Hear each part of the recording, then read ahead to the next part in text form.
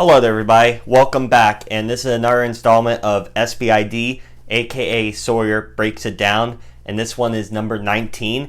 And this series is a series that I started a while back where I talk about stuff that interests me in the entertainment industry and just in general what goes on and how I would like to give thoughts on said topics that goes on with our movies, shows, games, maybe real world events.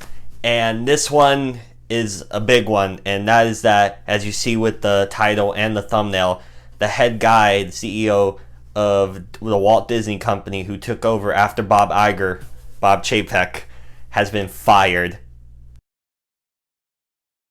And not only was this kind of come out of left field, but also it's something that we were expecting to happen because, as I'll really talk about my thoughts and all on it, he's done a pretty garbage job at at this position.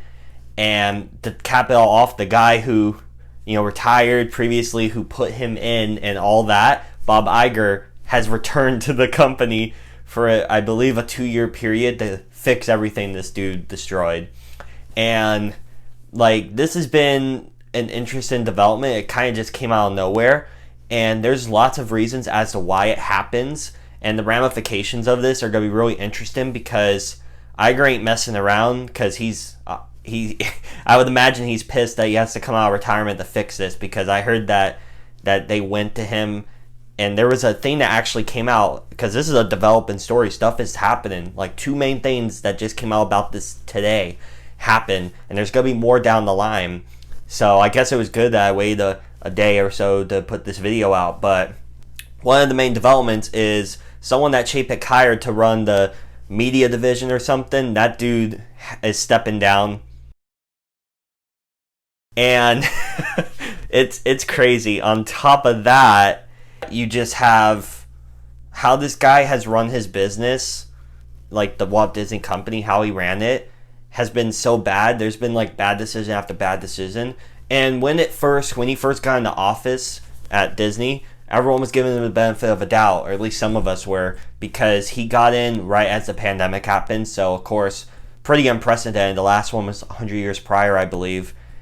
And so they kind of gave him some leeway and, how he can do it. But as we're this far along, a lot of decisions that he made has been bad. The most notable ones that I can think of was, for one, with the Scarlett Johansson situation, which I did do a video on that, how she wasn't paid what she was due, and that whole debacle that happened there, which would never really happen with Bob Iger to just flat out announce, hey, stuff that happens that should be behind the scenes, drama that makes the company look bad, was put in the forefront, and it didn't look good for either party, really.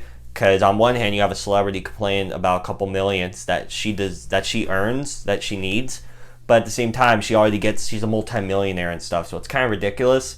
But at the same time, you have Disney, who's a multi-billion-dollar company, not willing to pay what's they signed for and all that. So it's kind of stupid. So you have that. I remember what was recently announced on how they were going to start laying off people and firing people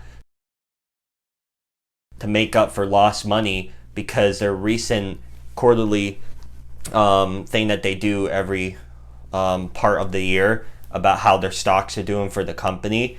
I hear the stocks were really low, and as part of that story, it was announced that weekend everything was done. People that were friends with Chapek were shocked and not expecting it. They talked to Iger to please come back. It was a lot of interesting stuff behind the scenes that, honestly, this could be made into a documentary or movie type thing, which is kind of stupid, right? But I would like to see how all this went down, how this guy, Bob Iger, did such a phenomenal job running the Disney company with all of his acquisitions and growing Disney into the mega juggernaut it is today, or at least it was.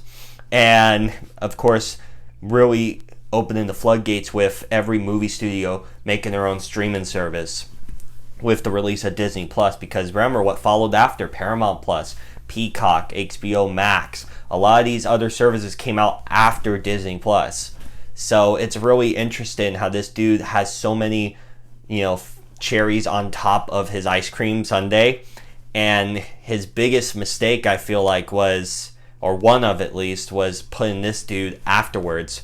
And it's just an interesting development. I don't think this is, like, while I'm glad this Chapek guy's gone, because just how he treats his, like, even with, like, I remember, like, a lot of people, because he was in charge of the park division from what I've heard before this gig. A lot of people didn't like how the parks were run and what he was doing there. So the fact that he got up to here is crazy. But on top of that, like, you just hear stuff from all divisions. Like, in terms of, like, political stuff that has come out with Disney, they've, like, Iger was able to lead the company on this thin line on being neutral. They made stuff for people on one side and the other, and there wasn't a sense of like hatred towards each other. It was like, this is a company, they're making products, but it's products that you can enjoy, like their animated movies, Marvel movies, Star Wars, for a time. All of it was made for everyone to enjoy, despite what your religious beliefs are, despite what your political beliefs are. It was just kind of for everyone, how it should be, how movies and all should be, unless you're trying to, tell your own story, which is, at the end of the day, what filmmakers do. They want to tell their story, with, of course, the studios all backing them. But it felt like in these past couple years with what they're doing, it feels like this leader didn't really have a backbone, and he wasn't really concrete on what he says, because they're putting out, it's like they're going hardcore. Like, it's like his talent, the people that work at Disney, is on one side. It's pretty obvious he's probably on a different side, but he just doesn't care and want to say anything. So he's kind of weak leader where no one really likes or respects him, despite whatever his belief is. Ugh. And it's like, it's just kind of a mess. Like, it's a fractured. Disney has become fractured under his leadership, and it's crazy.